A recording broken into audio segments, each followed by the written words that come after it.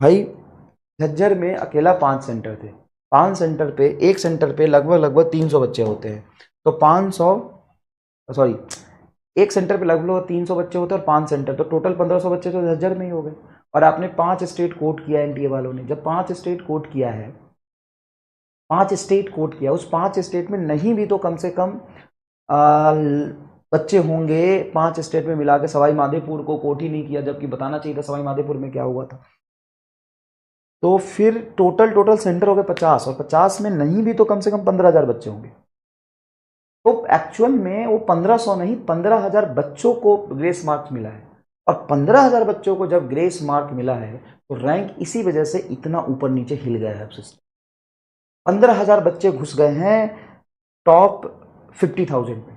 अब टॉप 50,000 में 15,000 बच्चे घुस जाएंगे ना, तो 15,000 जो डिजर्विंग बच्चे हैं उसका एबीसीडी हो गया है। और 2023 में भी तो एक पेपर, एक सवाई माधोपुर में डिले हुआ था और दिक्कत हुई थी, तो वहां पे रीनीट कराया था, तो वहां रीनीट करा लिया। तो जब तुम्हें सिर्फ 1500 बच्चों की बात है, तो 1500 बच्चे मतलब 5 सेंटर,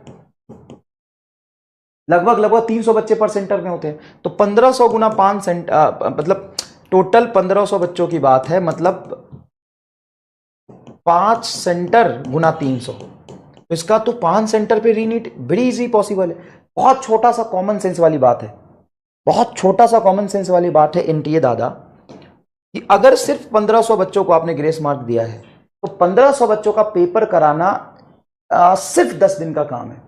उस 1500 बच्चों को ग्रेस मार्क हटा के उसका पेपर फिर से आप ले सकते हैं, सिर्फ 5 सेंटर की जरूरत पड़ेगी।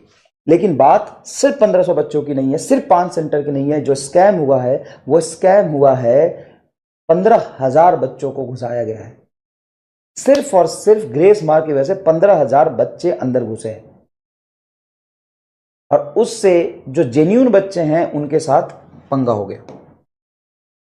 क्योंकि ऐसे 5 स्टेट बता रहा हूं, तो 5 स्टेट में कुल 1500 ही बच्चे हैं। अब एक शहर में 2-3 स्टेट सेंटर होते हैं, और एक सेंटर पे 300-400 बच्चे होते हैं, तो 1500 बच्चे इफेक्ट हुए। क्या झूठ बोल रहे हो यार, सिर्फ 1500 बच्चों को ग्रेस मार्क मिला है।